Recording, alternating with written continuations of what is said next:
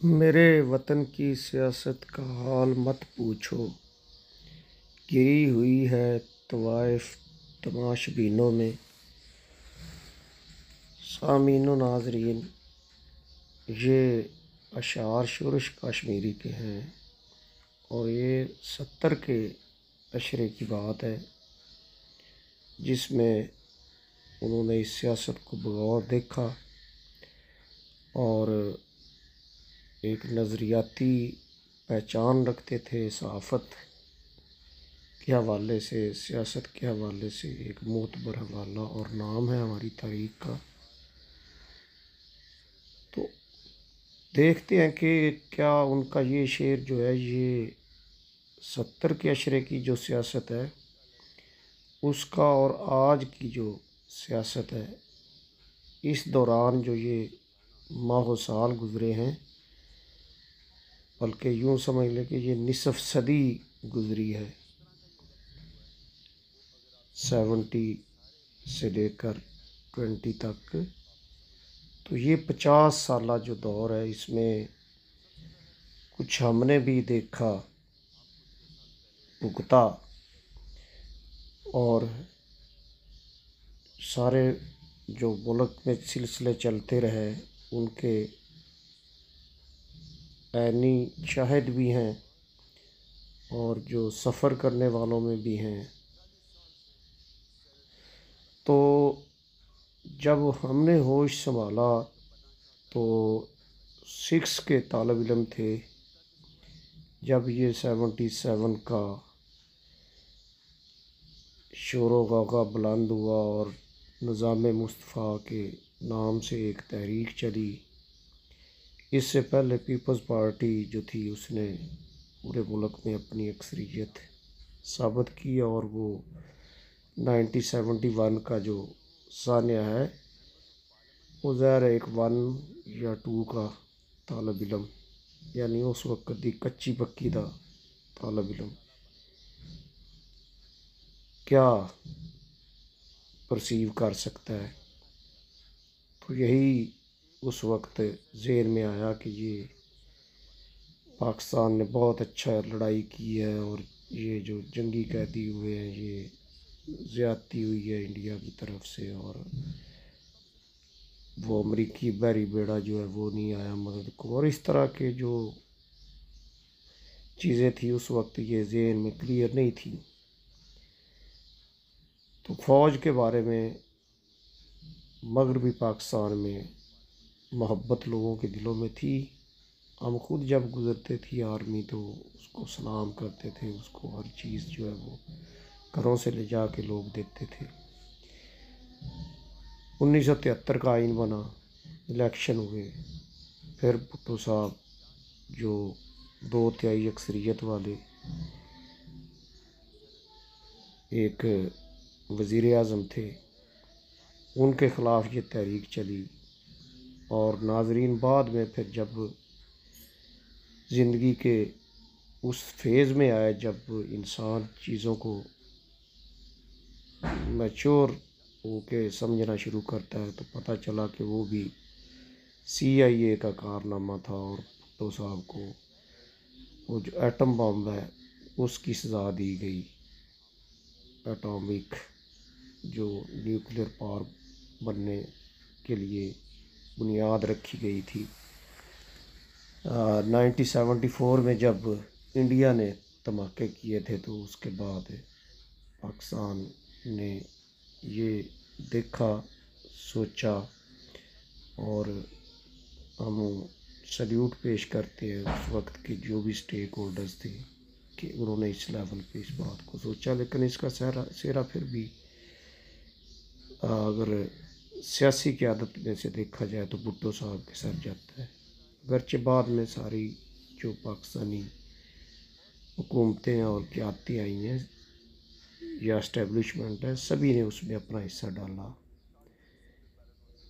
तो ये एक पॉजिटिव चीज़ है जो पाकिस्तान में, जिसमें हम फ़ख्र कर सकते हैं। बाकी आते हैं वापस सियासत की तरफ। तो हम 6 के तालिब इल्म थे, जिस इदारे में पढ़ते थे वहाँ पे बस इतना पता चला था कि कोई इस्लामी निज़ाम आने जा रहा है, और भुट्टो साहब की तस्वीर आई थी कि पकड़ा गया, गिरफ़्तार हो गया। तो हमारे एक टीचर थे उस वक्त, उन्होंने बाकायदा जूते के साथ अखबार पे उनकी तस्वीर, जूते रसीद किए थे। और इसको कई लोगों ने अच्छा भी नहीं समझा था। हम बच्चे थे तो हमें भी लगा कि ये कोई शख्स वाकई गद्दार वतन था और इसने वाकई इस्लाम के ख़िलाफ़ काम किया है।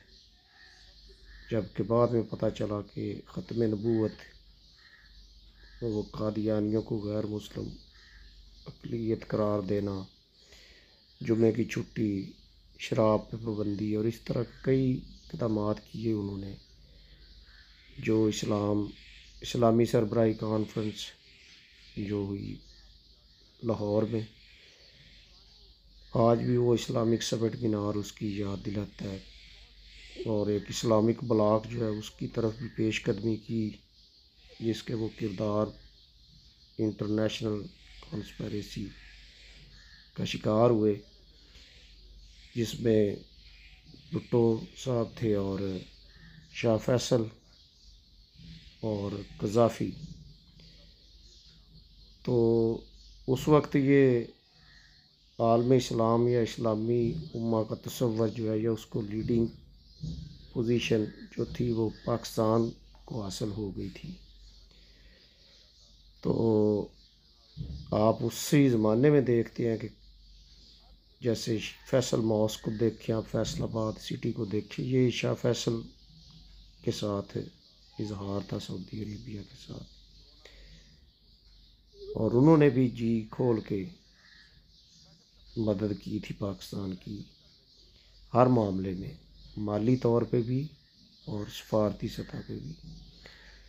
दूसरी तरफ क़ज़ाफ़ी साहब ने भी पाकिस्तान के साथ कंधे से कंधा मिलाया, और इस सारे के बावजूद जब वो इंटरनेशनल लेवल पे जो फोर्सेस थी उनको ये ख़तरा महसूस हुआ कि तेल वाले ममालिक जो हैं, इस्लामी ममालिक, वो एक ब्लॉक बनाने जा रहे हैं, तो उन्होंने फिर जिस तरह भी उन मुल्कों के अंदर डॉलर चला और उनके CIA के काम जो थे वो सामने आए, तो बाद में तारीख़ की अमानत है ये और सफ़ात पे रकम है। हमारे यहाँ भी एक तहरीक चली जिसके नतीजे में फिर इस्लामी निज़ाम के नाम पे भुट्टो साहब को अरेस्ट किया गया, और फिर उनकी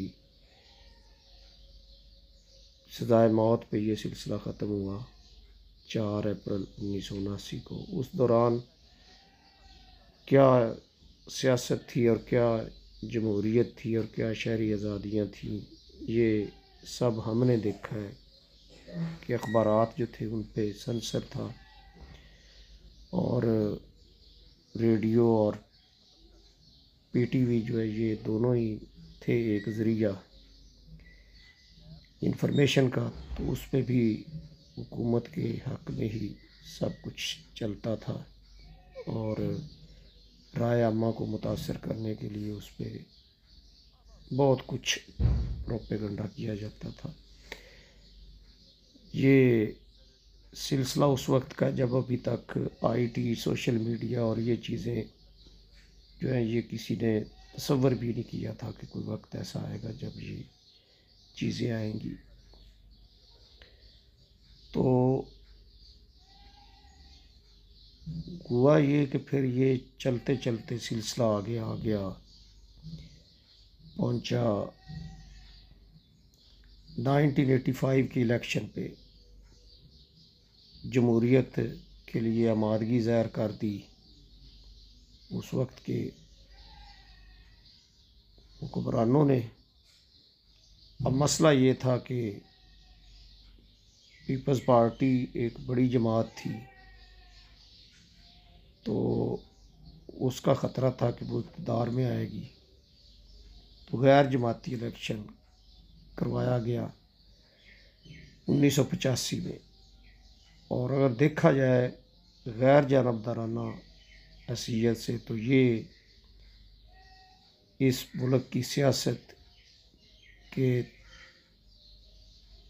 अंदर एक करप्ट प्रैक्टिस, पैसे का इस्तेमाल और मुख्तलिफ तसबात में तकसीम करना जो था, मजहबी बुनियादों पे, इलाकाई बुनियादों पे, MQM की बुनियाद, GA सिंध, और फिर आखिरी ये गैर जमाती इलेक्शन के नतीजे में बरादरीज़म और मुख्तलिफ जो नारे थे जो कि आईने पाकिस्तान जिसकी कतई इजाज़त नहीं देता था, वो सारे इस्तेमाल किए गए। और सबसे बड़ा जुल्म ये हुआ कि उसमें पैसे का बेदरेग इस्तेमाल किया गया। और उसके नतीजे में फिर जो असम्बली मार्ज वजूद में आई, मजलिस शुरा उसका नाम था, तब्दील करके रखा गया क्योंकि इस्लामाइजेशन हो रही थी। तो उस असम्बली में जो क़यादत सामने आई,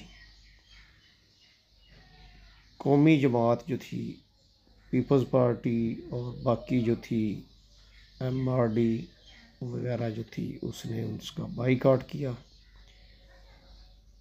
तो जिसके नतीजे में फिर नए नए लोग जो है वो पैसे के ज़ोर पे, बरादरीज़म के नारों पे, मजहबी नारों पे असम्बलियों में पहुँचे। अब इन सब को मुत्तहद रखना मुश्किल था, तो फिर एक जमात का वहाँ पे कवर दिया गया और वहाँ पे मुस्लिम लीग जो है उसको तश्कील दिया गया। और ये सारे लोग जो थे वो मजलिस शुरा से उसमें चले गए। अब उसके साथ भी जो वो लगी बंदी जमहूरियत थी, उसमें फिर वज़ीर आज़म एक जो है वो जुनेजो साहब, जिनको ये समझ के लाया गया कि ये यसमैन होंगे, कमज़ोर वज़ीर आज़म होंगे, और सिंध से लाना भी मजबूरी थी क्योंकि वहाँ पे पीपल्स पार्टी जैसी बड़ी जमात जो है उसकी रूट्स थी। तो उनके साथ भी फिर ना निभ सकी। लेकिन इस दौरान जो मुल्क के अंदर सिलसिले चले, MPA MNAs को जो तरक्याती ग्रांट्स दी गई और कोटे दिए गए, और इवन फिर मैं ये वाज़े करता चलूँ कि ये आज की जो नौजवान नस्ल है ना, ये जज्बाती तौर पे कोई एक जमात के साथ मुंसलिक है, कोई दूसरी के साथ मुंसलिक है और मरने मारने की हद तक चले जाते हैं। तो मैं इनको बता दूं कि हम वो लोग हैं जिन्होंने इस दौर को अमली तौर पे देखा है, और ये क़यादतें जो आज आपके सामने हमदर्दी और अपने आप को बड़ा अरफ़ा वाला ज़ाहिर कर रहे हैं, इन्होंने सिस्टम का वो बेड़ा गर्क किया है कि अब शायद कोई आसमान से ही मदद आए तो ये सिस्टम ठीक हो सके। अदरवाइज़ हमें तो अब इसमें वो कोई उम्मीद वाला सिलसिला नज़र नहीं आ रहा। उस वक्त ये हुआ कि फिर 1988 में वो असम्बली भी डिज़ोल्व कर दी गई, जो कि 58(2)B के तहत सदर पाकिस्तान ने इख्तियारात रखा था, अपने पास इख्तियार था उनके इसको डिज़ोल्व करने का। तो नीचे फिर सूबाई हुकूमतें भी ख़त्म हुई। तो अब पीपल्स पार्टी जो है उसको बतौर जमात जो है जमाती इलेक्शन का फ़ैसला, और 1988 में ही वो उस दौरान ज़िया उल हक साहब का जो सान्या हुआ 17 अगस्त, वो भी सामने रहे। तो पीपल्स पार्टी कोर्ट के फैसले कुछ जमहूरियत के पार निकलने शुरू हुए, खद्दोखाल वाज़े होना शुरू हुए, और वो जो इस्लामाइजेशन थी उसको लपेटना शुरू कर दिया गया। और अब जो सियासत शुरू हुई है, तो फिर यूँ समझ लें कि जो आपकी 60 का अशरा है उसमें जैसे हुकूमतें आई और गईं, वैसे ही यहाँ पे भी सिलसिला चला। और फिर पीपल्स पार्टी को बिलाखिर हुकूमत मिली, लेकिन उसको पंजाब नहीं दिया गया, या यूँ समझ लें पंजाब में अक्सरियत नहीं मिल सकी। तो फिर पंजाब की हुकूमत ने जिस तरह से मरकज़ को मफलूज किए रखा, और फिर वो दोबारा से जो इलेक्शन करवाने पड़े, तो उसके मुकाबले में फिर से जो है एक इत्तेहाद तश्कील पाया, IJI। और फिर इस तरह से ये सिलसिला चलता रहा, बारियां मिलती रहीं। और पीपल्स पार्टी जो कभी नज़रियाती सियासत की अलमबरदार थी, उसको भी जब अपने ऐसे इलेक्टिबल से वास्ता पड़ा और पैसे के ज़ोर पे जब लोग इलेक्शन जीत के आए, तो उनको भी थोड़ा सा इस तरफ सोचना पड़ा। और ये जो सिलसिला चल चुका था, फिर इसी दौरान छांगा मांगा भी हुआ, जिसमें हॉर्स ट्रेडिंग के बुनियादें रखी गई, जिसको आज हम देखते हैं तो समझते हैं कि शायद ये आज की पैदावार है। और फिर फारवर्ड ब्लॉक भी बनाए गए, और ये आज की क़यादतें जो है यही इसमें शामिल थीं। तो इस दौरान ये हुआ कि हमारे जैसे नौजवान जो ग्रेजुएशन करने के बाद या तालीम हासिल करने के बाद किसी भी जगह पे, अव्वल तो ये था कि बैन इतना सख्त था कि क्लास 4 तक की जो तकर्री थी उस पर बैन था, और डायरेक्ट CM या PM या किसी मिनिस्टर के परवाने के बगैर ये मुमकिन न था। इवन तालीमी इदारे जो कि हमारे आज भी क्वालिटी एजुकेशन की बात की जाती है, तो ये इसकी भी तबाही की बुनियादें इसी दौर में रखी गई, जब 50-50 के सेक्शन जो थे वो लगाए गए, और उसमें 3rd डिवीजनल जो है मैट्रिक पास लोग जो है वो PTC उनको करवाई गई, और उनको फिर नौकरियां दी गई। और वो फिर नौकरियों की बजाय ज़ाहिर है हक़ के वफ़ादारी और हक़ के नमक अदा करने में लगे रहे। इसी तरह से क्लास 4, इसी तरह से ब्यूरोक्रेसी। तो एक ऐसा सिस्टम तश्कील पा गया, एक ऐसा विशियस सर्कल या नेटवर्क तश्कील पा गया कि जिसमें एक कॉमन मैन जो है ना, वो सियासत करने का या इलेक्शन लड़ने का ख्वाब भी नहीं देख सकता था, और सियासत सिर्फ पैसे का खेल बन गई। और वो जो शोरश कश्मीरी ने कहा था कि गिरी है तवाइफ तमाशबीनों में, तो कहते हैं कि सियासी रवादारी होती है, सियासत में कोई हतमी दुश्मन नहीं होता। लेकिन हमने तो इस सियासत में वो बेईमानी और वो कुछ देखा है कि अल-हफीज़ अल-अमान के अल्लाह पनाह दे कि लोग इक़्तिदार के लिए क्या कुछ नहीं कर गुजरते। तो उस दौर में जब फॉरवर्ड ब्लॉक बना पंजाब असम्बली के अंदर, तो जिस दौर में हम नौकरियों के लिए धक्के खा रहे थे, यकीन करें मैं अपनी बात बताता हूँ और आज की नौजवान नस्ल को कि ये सिस्टम कैसे तबाह हुआ और कैसे आज हम इस हाल को पहुँचे हुए हैं कि हर सियासतदान ये कहता है कि मैंने बड़ी खिदमत की, हर मुल्क का शहरी कहता है कि मैं मुहिब वतन भी हूँ और मैं बहुत नेक पाक भी हूँ, और पाकिस्तान से अच्छा और कोई अजीम मुल्क भी नहीं है वसाइल वाला। तो फिर देखे तरक्की माकूस का हाल देखें।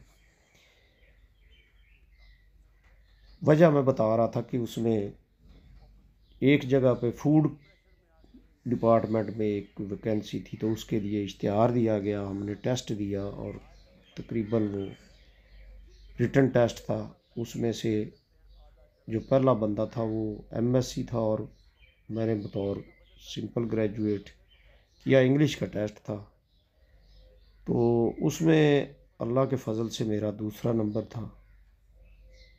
मैं मांगदा 500 और मोर देन 500 जो कैंडिडेट्स थे, तो इंटरव्यू के लिए बुलाया गया।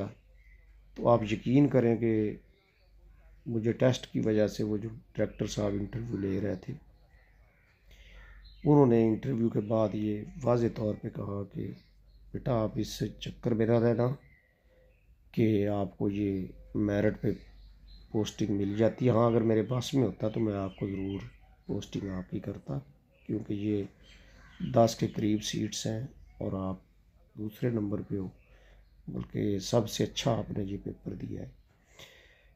तो आप किसी से रब्ता करें। और फिर मुअज़्ज़ज़ सामीन, मैंने रब्ता भी किया। हमारे मकामी जो उस वक्त के इक़्तिदार में इंतहाई ताकतवर हैसियत के हामिल सियासतदान थे, उनसे, उन्होंने फिर उस वक्त के जो मिनिस्टर फूड थे, वियाड़ी से थे, उनके साथ मेरी मीटिंग करवाई और ये तक कहा कि ये मेरे अजीज़ हैं और इनका आपने करना है। उन्होंने वादा किया। तो वो जिस डायरेक्टर साहब के नाम उन्होंने लिखा, जब वो लेके गए उनकी तरफ, तो उन्होंने कहा जी कि वो तो चले गए हैं 1 महीने के लिए कोई अमेरिका में कोर्स है उनका, तो जब आएंगे तो फिर ही कोई आपका करेंगे। तो इस दौरान फिर बीएड के एडमिशन हुए, वहाँ पे दाखिला लिया। वो एक ज़ाती ज़िंदगी की बातें हैं, लेकिन उसी दौरान बताना मैं ये चाहता हूँ कि मेरे जो क्लास फेलोज़ जो किसी एमपीए के, किसी एमएनए के, एमपीए के भांजे भतीजे थे, उनको 2-2 सीट्स मिली थी तहसीलदार की और 2 सीट्स मिली थी एएसआई की। और आज अल्लाह के फजल से वो जो तहसीलदार, नायब तहसीलदार हुए थे, वो भी आगे तरक्की कर चुके हैं। और उनका कैलिबर क्या था, इस पे बात करना ज़ातियात में आ जाता है, और वो भी अब बड़े उहदों पे फायज़ हैं, अभी तक सर्विंग है। तो इस तरह से इंडक्ट किया गया लोगों को सरकारी महकमों के अंदर। ये तो वो सब चीज़ें जो सफ़र मैंने की या हमारे जैसे उस वक्त के नौजवानों ने की। तो दूसरी तरफ आप देखें, अखलाकी तौर पे रिश्वत और करप्शन, ज़ाहिर है जब ऐसे लोग इंडक्ट और इंजेक्ट किए गए थे तो फिर ऐसे ही रिज़ल्ट्स आने थे। पुलिस के अंदर, मुख्तलिफ डिपार्टमेंट्स के अंदर एक ऐसी एक जो थी फ़ौज, वो भर्ती कर दी गई थी। तो उसके रिज़ल्ट्स भी फिर आज तक हम भुगत रहे हैं। अखलाकी तौर पे रिश्वत लेना, सिफारिश, ये सारी चीज़ें एक जायज़ और रूटीन का अमल बन गया है। मजहबी तौर पे हम इतने ज़्यादा तंग नज़री की तरफ चले गए हैं कि वो जो 70-80 का अशरा जिसमें हमने अपनी नौजवानी में देखा है, तो ये इस तरह से मस्जिदों में तफरीक नहीं थी, इस तरह से सख्ती नहीं थी, इस तरह से कत्ल व गारत नहीं थी, और ये वाले जो सिलसिले थे इस तरह से किसी मुल्क में होता भी नहीं है। कि आप तो कहते हैं ना, और हम अक्सर सुनते हैं कि ये रियासत के अंदर रियासत है, हुकूमत की रेट है, और इस्टेब्लिशमेंट जो है वो अपनी एक रियासत बनाए हुए है। तो भाई बात ये है कि ये रियासत के अंदर रियासत तो हर जगह पे बन चुकी है। किसी ने मज़हब के नाम पे बना ली है, किसी ने ज़ात के नाम पे बना ली है, किसी ने कानून के नाम पे किसी ने मसीहाई करते करते अपनी तंजीम बना ली। अब ये यूँ समझ लें कि किसी भी तंजीम का, किसी भी डिपार्टमेंट का कोई बंदा जब वो बेशक नाजायज़ भी होता है, उसके साथ जब एहतसाब का मामला आता है या उसकी कोई सरजनश होती है या उसको कुछ ख़तरा होता है, तो वो पूरा डिपार्टमेंट और पूरे वो उसकी जो तंजीमें हैं वो सड़कों पे आ जाती हैं और उसको साफ बचा देती हैं। ये सिलसिला शुरू होता है आम डिपार्टमेंट्स और तंजीमों से, और आगे फिर आप देख रहे हैं हुकूमती सतह तक कि ये सिलसिला चल रहा है। वो सहाफ़त हो, वो सियासत हो, वो कानून हो, वो मज़हब हो, वो कोई भी शोबा हो, आप उसमें ये सारी चीज़ें देख रहे हैं। पाकिस्तान वैद मुल्क है जिसमें डॉक्टर भी सड़कों पे होते हैं और हड़तालें करते हैं। पाकिस्तान ही वो वैद मुल्क है जिसमें कानून पढ़ाने और सिखाने और अमल दरामद करने वाले भी सड़कों पे होते हैं। और हाँ, अगर तंजीम नहीं है कोई दाद रसी के लिए, कोई नहीं है, तो वो आईने पाकिस्तान में जिसमें बड़े खूबसूरत आर्टिकल्स हैं ह्यूमन राइट्स के और इसके जो उसके शहरी आज़ादियों के, वो आपको कहीं पे नज़र नहीं आता। वो आम बंदा, वो आम इंसान, वो आम शहरी, उसका कोई पुरसान हाल नहीं। वो ख़त गुर्बत से नीचे ज़िंदगी गुजारने वाला जो शहरी है, जो एक इंसान है, वो जानवरों से भी बदतर ज़िंदगी गुजार रहा है। और ये महंगाई भी उसके लिए है, ये सारी बीमारियां भी उसके लिए हैं, इलाज के लिए भी उसे कुछ नहीं मिलता, टूटी सड़कें भी उसके लिए, और ये अदालती निज़ाम भी उसको कोई रिलीफ नहीं। ये भी उसी का है जिसके पास ताकत है, पैसा है। और इस तरह से ये सियासत जो है, ये इसका मैंने एक तायराना सा जायज़ा आपके सामने पेश किया है। तो अब कौन ज़िम्मेदार है इसका, किसको ज़िम्मेदार ठहराएं? ये सेनेट का इलेक्शन हुआ, इसमें पैसा चला, कौन सी नई बात हुई? ये जो मौजूदा हुकूमत है इस पे 13 अरब भेजते हैं जी, हम कहते हैं कि ये नाकाम हो गई, महंगाई कंट्रोल नहीं कर सकी, लोग मारे गए। तो लेकिन साथ ही अदब के साथ गुजारिश है कि कौन सी हुकूमत थी जिसमें दूध की नदियाँ बहती रहीं, जिनको लंबे लंबे टेन्योर मिले। हमने तो अपनी ज़िंदगी में बहुत देखे हैं नारे, बहुत देखे मंशूर, बहुत सुने हैं सियासी जलसों में तब्दीली के और तरक्की के ख्वाब दिखाए जाते हैं। तो ये हुकूमत 3 सालों में तो सारा कुछ नहीं कर सकी, कर चुकी। इसकी बुनियाद को भी देखना पड़ेगा और उसमें इनका भी कंट्रीब्यूशन देखना पड़ेगा। हाँ, ये जो हुकूमत इन्हें मिली है इसमें सारा कुछ ही इनके खाते में आप डाल दें, लेकिन इनके भी हाथ पांव बंधे हुए हैं। ये नीचे जिस तरफ देखते हैं तो सिस्टम तो वही है जिसको भी हाथ लगाते हैं।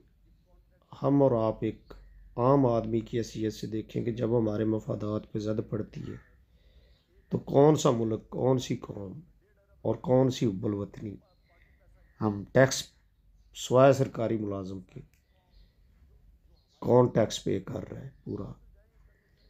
और अगर डॉक्यूमेंटेशन की बात होती है इस 21वीं सदी में, तो कौन डॉक्यूमेंटेशन पे क्या क्या आपने हड़तालें और को नहीं देखे।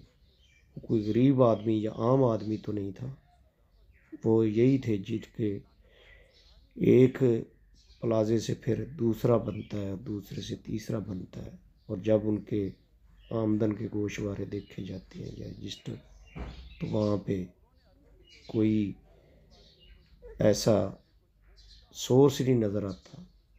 वो अगर खसारे में नहीं जा रहे तो मुनाफा भी बराए नाम वहाँ पे आपको नज़र आएगा। तो जब रियासत को कोई पे नहीं करेगा, कोई टैक्स नहीं देगा, तो फिर रियासत सड़कें कहाँ से बनाएगी, अदालतें कैसे चलेंगी, इदारे कैसे चलेंगे, और अमन व अमान और ये सारा कुछ। तो यकीन करें, हम तो अब उस स्टेज पे पहुंच गए 55 के बाद। ये जो इस मुल्क में जो देखा है, जो भुगता है, जो सुना है, कि अब नहीं उम्मीद। हाँ, ये चले जाते हैं तो इनके बाद कोई गैर जानबदार मुबस्सर, कोई माहिर, कोई बता दे कि इसके बाद क्या आएगा। ये सिस्टम, ये जो प्रैक्टिस हैं, और ये सारे हमारे जो ज़ाती मफादात, तस्सबात और तकसीम हो चुके हैं, हम पारा पारा हो चुकी है हमारी वहदत, और मिलावट हम करते हैं, तो इन्हें रसालत पे हम निकल आते हैं, पूरा मुल्क जाम कर देते हैं। लेकिन क्या मिलावट करने वाला नबी पाक सल्लल्लाहु अलैहि वसल्लम के फरमान की नफ़ी या उसके नाफरमानी नहीं कर रहा होता? उसको किसी ने पकड़ा है? हम माशरती तौर पे बेइसी का शिकार हो चुके हैं कि हमारे साथ वाले घर में क्या कर रहा है, हमारा अजीज़ क्या कर रहा है, हम खुद उसका हिस्सा तो बन जाते हैं या फिर इम्पार्शल होके बैठ जाते हैं। ये हमारा एक शहरी की हैसियत से रोल है कि या हम तमाशबीन हैं या हम उसका हिस्सा है।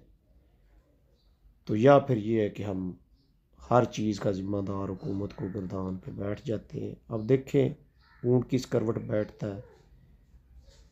असम्बली का इजलास बुला लिया गया है, एतमाद का वोट मिलता है, फिर भी नहीं मिलता। फिर भी मैं नहीं समझता कि ये सिस्टम जो है इसके अंदर रहते हुए या कोई आने वाली जो आपकी इनके मुकाबले में जो आप जिनको देख रहे हैं, वो जो इत्तेहाद तश्कील पाया है, उसके पास कोई मसाइल का हल है। मसाइल का हल यही है कि कोई ऐसी क़यादत आए जो इनकलाबी हो, जिसके ज़ाती मफादात ना हो, और फिर वो जो नुमाइंदे दे उनको वोट मिले। हम तो इलेक्टेबल को वोट देते हैं ना। हम किसी आम आदमी को खड़ा हो जाए, चाहे वो कितना बड़ा इस मुल्क का खैर खा हो, जितनी बड़ी उसकी खिदमात हो, हम तो नहीं उसको, हम देखते हैं वो थाने में क्या करेगा, वो हमारे मसाइल जो हमने कब्ज़े किए हुए उनके बारे में क्या करेगा, जो हमारे ज़ाती मफादात हैं उनको तो नहीं कहीं ज़िक्र या ज़द पहुँचेगी। तो इस तरह से नहीं कौमें तश्कील पाती, इस तरह से मुल्क नहीं चलते, इस तरह से तरक्की के ख्वाब जो है वो नारों की हद तक तो सुने जा सकते हैं, लेकिन अमली तौर पे कुछ नहीं होता। तो वरना फिर वही शोरश कश्मीरी का पूरी शिद्दत के साथ अगर नफाज देखना है उसके शेर का, तो आज की सियासत का हाल है। वो सियासत तो फिर भी बदरजा बेहतर थी जिसमें उस मर्द कलंदर ने ये बात की थी। तो आज भी अगर हमने अपने आप को बदलने की खुद कोशिश ना की, तो फिर ये ज़हन में रखें कि God helps those who help themselves, और खुदा ने आज तक उस कौम की हालत नहीं बदली। ना हो जिसको ख्याल अपनी हालत आप बदलने का। अल्लाह ताला कोई ऐसी क़यादत लाए, कोई ऐसा हमारे कौम के अंदर, हर शहरी के अंदर जज्बा लाए कि हम वाकई 22 करोड़ के मुल्क के शहरी बने और साबित करें। हमारे मुकाबले में तो बांग्लादेश, जिसको हमने एक उज़्वे नकारा समझ के जान छुड़ाई थी, उसके टके ने हमारे रुपए को टके टोकरी कर दिया है। किस रैंकिंग में हम दुनिया में इस काबिल हैं कि फ़ख्र कर सकें। अल्लाह हम सब का हामी